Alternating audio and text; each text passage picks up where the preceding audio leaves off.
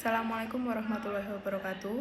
Perkenalkan, saya Indah Nur Pramesti, dosen di Departemen Kimia, Fakultas Matematika dan Ilmu Pengetahuan Alam, Universitas Negeri Malang. Saya bergabung menjadi dosen sejak tahun 2021 dengan bidang keahlian di kimia organik. Saat ini saya mengampu mata kuliah senyawa polifungsi dan biomolekul yang menjadi salah satu mata kuliah penting dalam mendukung kompetensi mahasiswa kimia, khususnya dalam memahami struktur, reaktivitas, dan aplikasi senyawa. Standar capaian pembelajaran pada mata kuliah ini adalah menguasai dasar-dasar, penerapan, serta perkembangan terkini pada bidang kimia organik, kimia fisik, hingga biokimia, sehingga mampu mengaitkan konsep teori dengan praktik dan aplikasi riset. Untuk capaian pembelajaran mata kuliah ini, yang pertama, mahasiswa diharapkan menguasai secara komprehensif deskripsi struktur, tata nama, sifat, pembuatan, serta kegunaan golongan-golongan senyawa polifungsi dan biomolekul. Selain itu, mahasiswa juga mampu mengklasifikasikan, mengkonfigurasi struktur, serta menyimpulkan sifat dan reaksi yang terjadi pada senyawa biomolekul. Perlu saya sampaikan bahwa sistem perkuliahan ini dirancang selama 16 pertemuan tatap muka dengan alokasi waktu 3 jam pertemuan. Materi akan dipelajari melalui sumber-sumber referensi seperti buku teks, slide PowerPoint, video pembelajaran, serta sumber-sumber ilmiah terbaru. Dalam mata kuliah ini juga terdapat tugas terstruktur, latihan soal, proyek, serta evaluasi UTS dan UAS. Pendekatan yang digunakan bersifat student self-oriented learning, sehingga mahasiswa diharapkan akan membaca literatur, mendiskusikan, serta mengaitkan materi dengan praktik dan kasus nyata.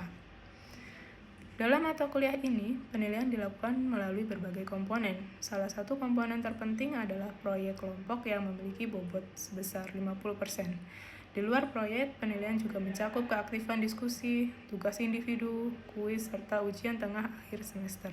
Semuanya disusun berdasarkan capaian pembelajaran. Rencana perkuliahan tertuang pada RPS.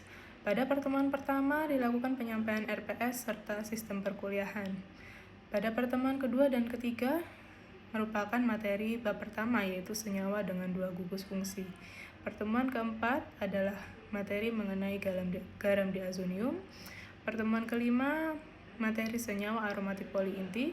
Pertemuan keenam adalah materi senyawa heterosiklik.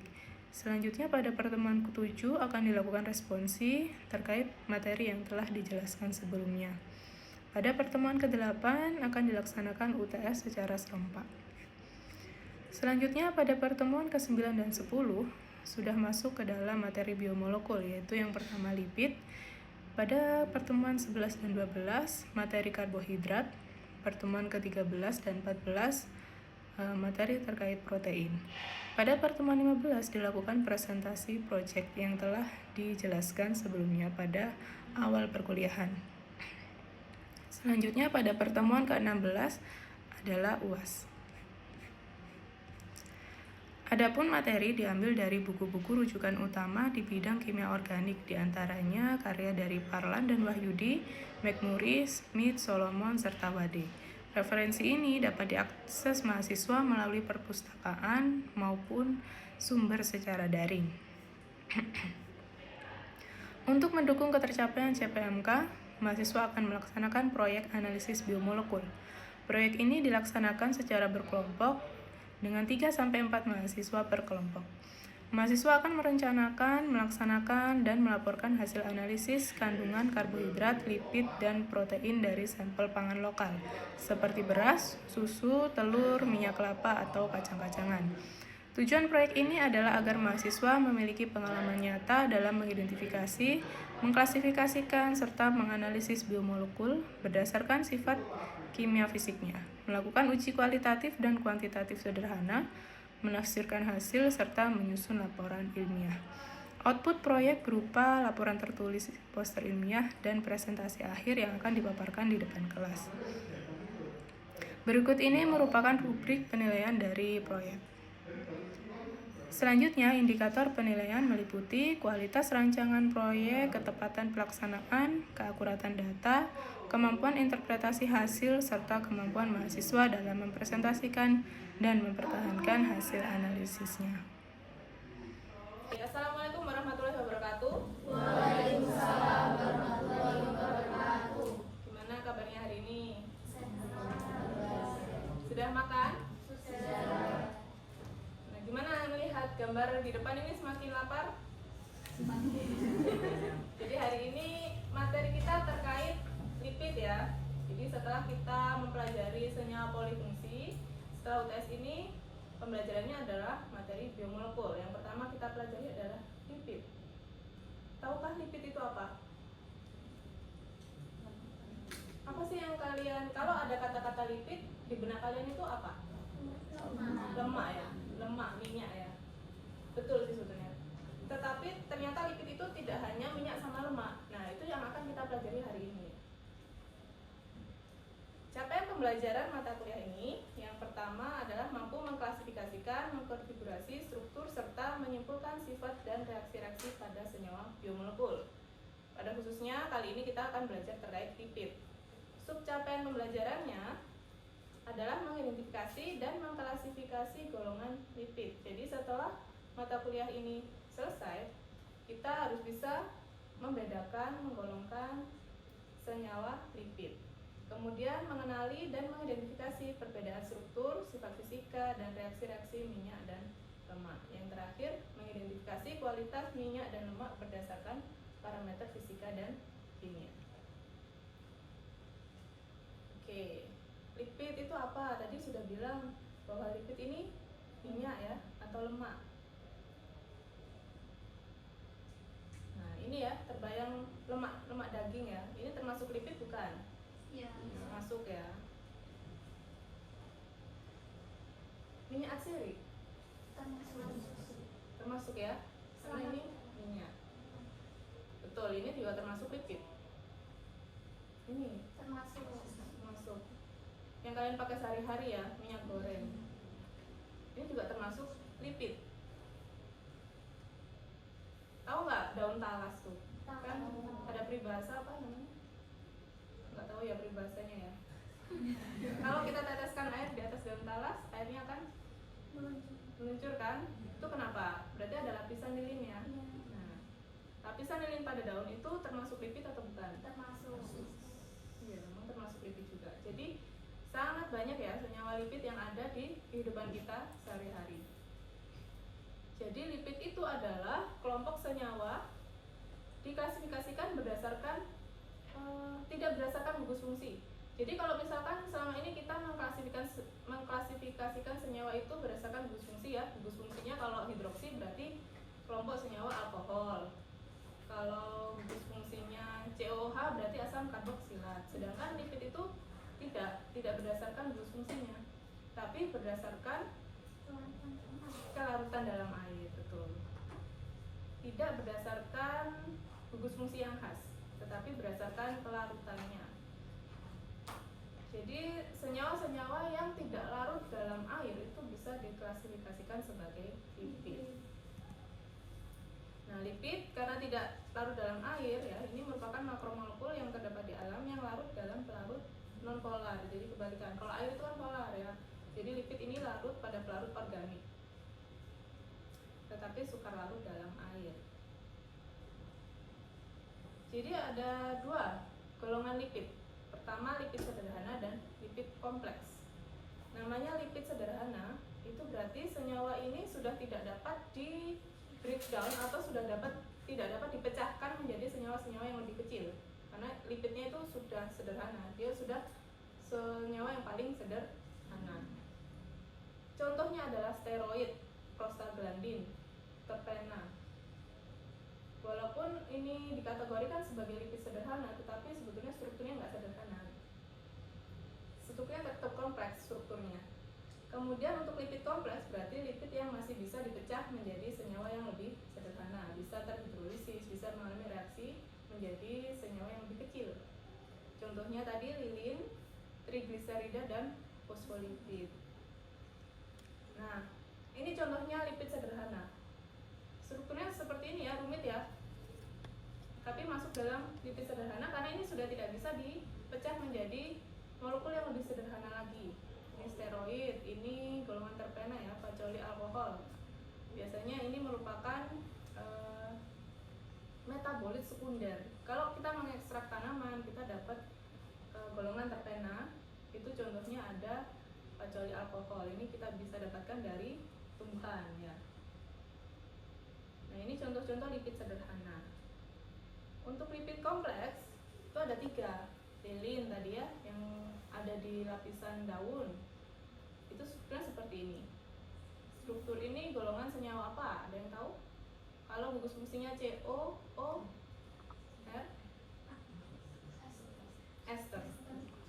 Jadi lilin ini senyawa ester. Kemudian yang kedua adalah trigliserida, minyak dan lemak. Jadi minyak dan lemak ini itu strukturnya sama, yaitu trigliserida. Ini strukturnya triasil, jadi namanya sama ya, trigliserida atau triasil gliserol.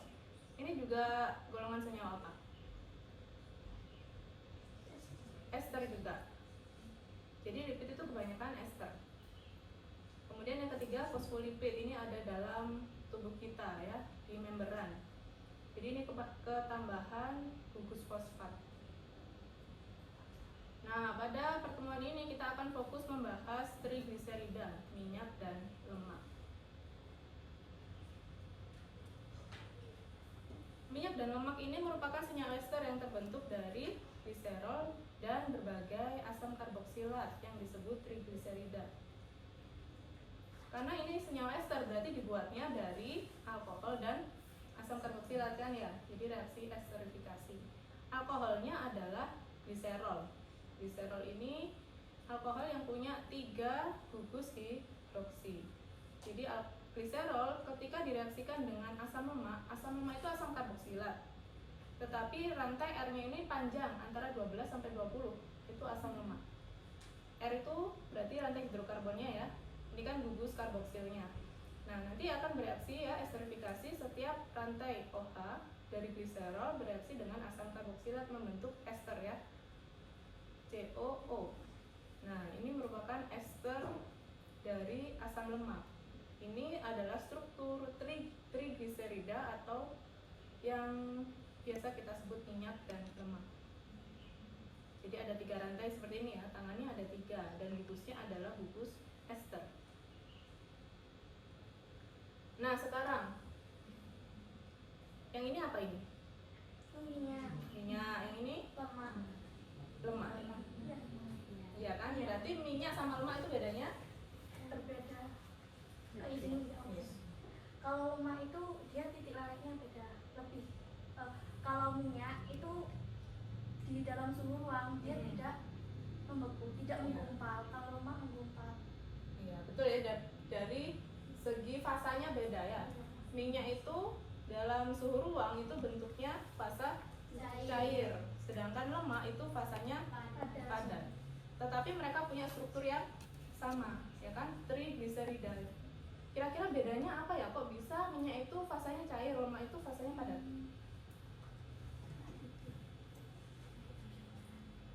Oke. Kita lihat strukturnya ya. Oke. Minyak itu kebanyakan berasal dari tumbuhan. Minyak atsiri, minyak goreng yang kita pakai itu dari apa? Sawit. Dari sawit. Berasal dari tumbuhan kan? Lemak itu biasanya berasal dari hewan. Pada suhu kamar berwujud cair dan padat. Kalau lemak itu berwujud padat.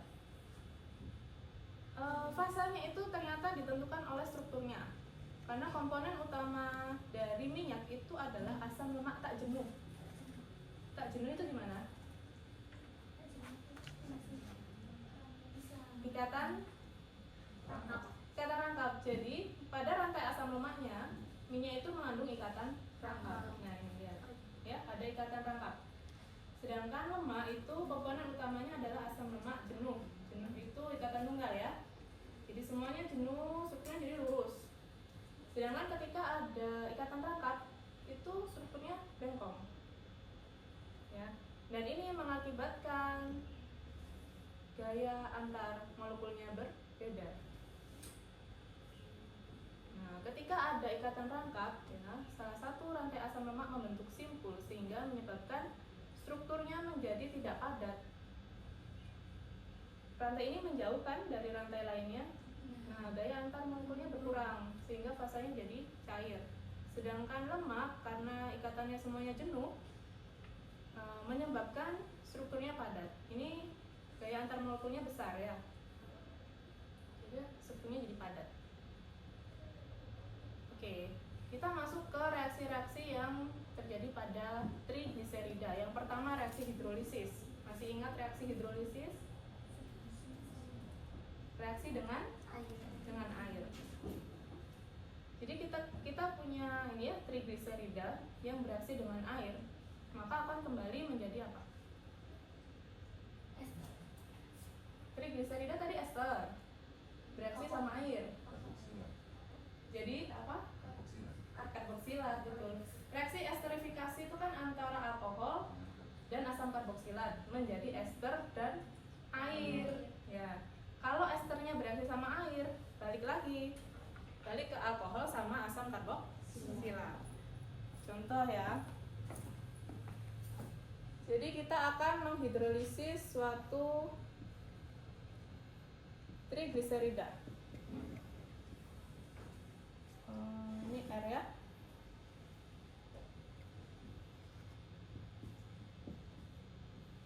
Ini kita sebut R1 karena kemungkinan rantai asam lemaknya itu berbeda. R2 ketika dihidrolisis dengan air H2O ya. H2O itu akan menjadi ion apa? H+ dan OH- ya. H+ dan ada OH-. Oke. OH- bermuatan negatif. Dari struktur trigliserida ini karbon di sini bermuatan apa? Parsial positif karena oksigen adalah elektronegatif sehingga menarik elektron ya. Jadi karbonnya di sini parsial positif. Karena karbonnya parsial positif maka akan bisa diserang oleh OH- yang bermuatan negatif. Dia akan menyerang karbonil di sini sehingga karbonil di sini akan melepaskan rantai oksigennya. Nah, oksigen nanti akan bermuatan negatif karena dapat elektron dari karbon ya. Muatan negatif oksigen ini akan menyerang H+nya dari air sehingga jadinya oksigen berikatan sama H+ ya. Jadinya OH. Nah, ini adalah gliserol ditambah ini jadi asam karboksilat ya, mana CO berikatan dengan OH.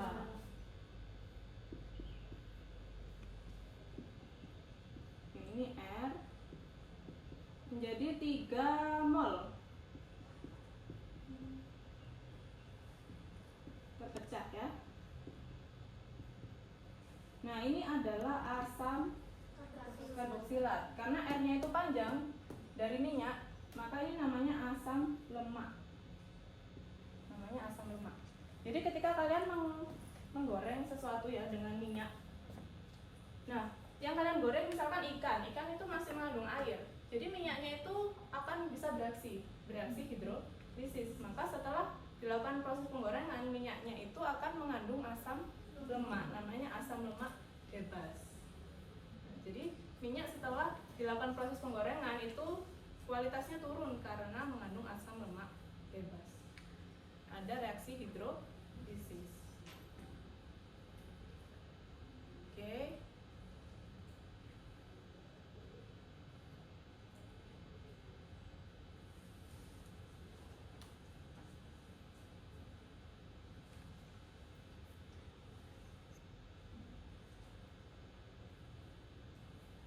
Ya, ini merupakan asam lemak umum dalam triasilgliserol. Mungkin sudah pernah mendengar asam laurat, asam iristat. Nah, itu bedanya jumlah dari karbonnya. Kemudian ada yang unsaturated atau tak jenuh, berarti punya ikatan rangkap ya. Itu ada asam palmitoleat, ada asam oleat. Nah, dari tabel ini bisa disimpulkan bahwa titik leleh asam lemak itu bergantung pada banyaknya ikatan rangkap. Semakin banyak ikatan rangkapnya, maka titik lelehnya semakin rendah. Kemudian semakin banyak ikatan rangkap, maka titik lelehnya semakin rendah ya. Nah, pasti kalian juga sudah pernah mendengar omega 6 sama omega 3 yang biasa kita makan ya, supaya bertambah pintar gitu. Nah, yang dimaksud di sini omega 6 itu kalau ikatan rangkapnya itu ada di posisi 6, tapi dari ekor ya, dari ujung sini. 1, 2, 3, 4, 5, 6. Nah, posisi ikatan rangkapnya ada di nomor 6. Ini namanya omega 6. Kalau omega 3 ikatan rangkapnya ada di nomor 3. Nah, kalau ada notasi 18/2 berarti 18 itu jumlah atom C, 2-nya itu jumlah ikatan rangkap. Nah, ini omega 3 dan omega 6 ya yang biasa kita minum. Ini adalah 2 jenis asam lemak esensial yang dibutuhkan oleh tubuh kita. Selanjutnya ada reaksi hidrogenasi, berarti direaksikan dengan gas hidrogen ya. Gas hidrogen dengan tekanan tinggi. Kalau direaksikan dengan gas hidrogen, berarti yang akan bereaksi adalah ikatan rangkapnya. Ikatan yang awalnya ikatan rangkap akan terhidrogenasi menjadi ikatan tunggal. Jadi reaksi hidrogenasi ini bisa diaplikasikan untuk mengubah fasanya minyak jadi lemak. Karena awalnya minyak itu punya ikatan rangkap, fasanya kan cair. Ketika dihidrogenasi jadi ikatan tunggal semua, maka fasanya akan berubah jadi padat. Jadi kita bisa mengubah minyak menjadi lemak yang tadi awalnya cair jadi padat.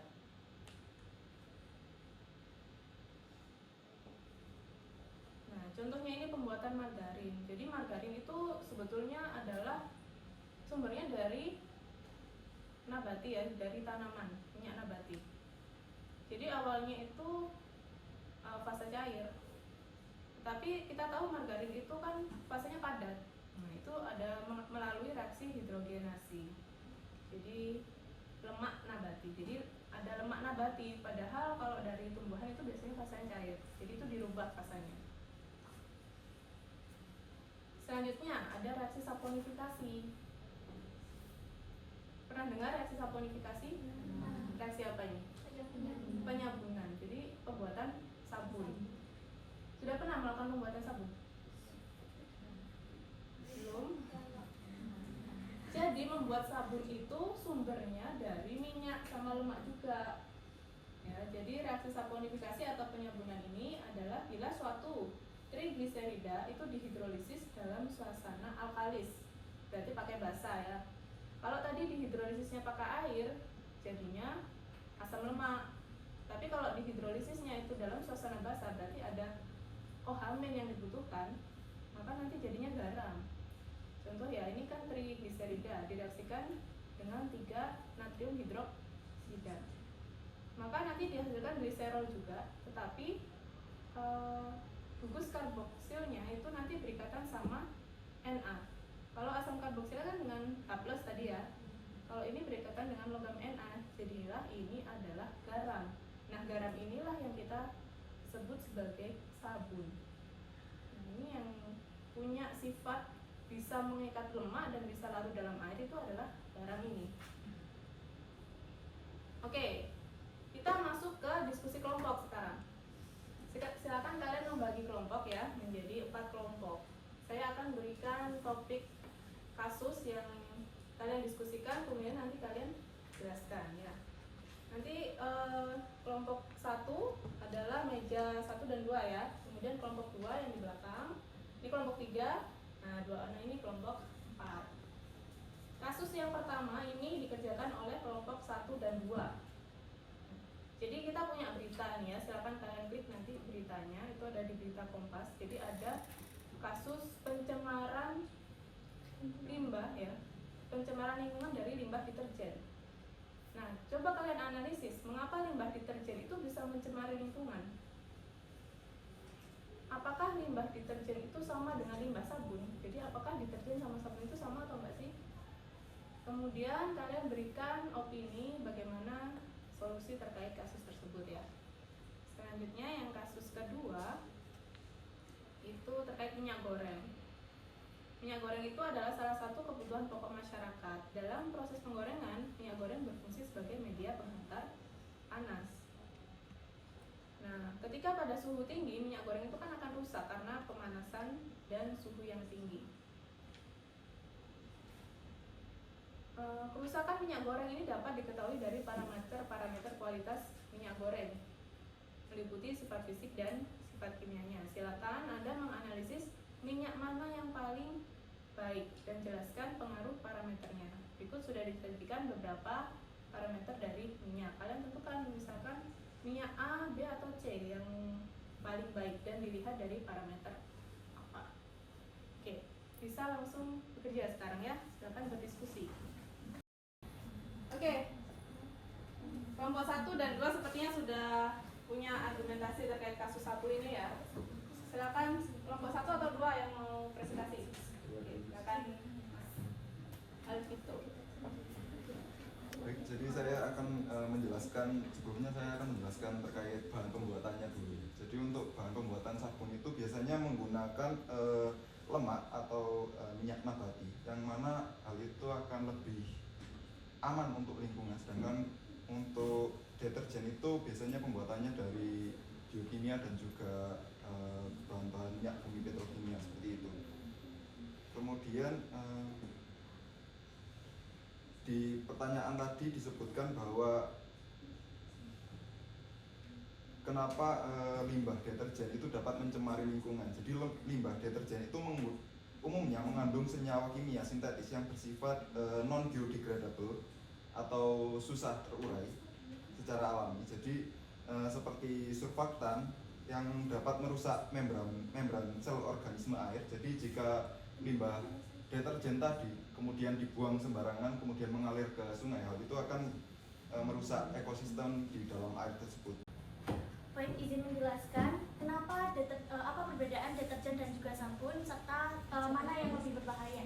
Menurut diskusi kelompok kami, sabun itu tidak lebih berbahaya deterjen daripada sabun karena sabun itu berasal dari proses lipid alami, di mana di sana lemak itu dia bereaksi dengan senyawa yang bersifat alkali. Jadi dia itu merupakan salah satu siklus lipid yang tidak mengganggu biosistem di dalam lingkungan.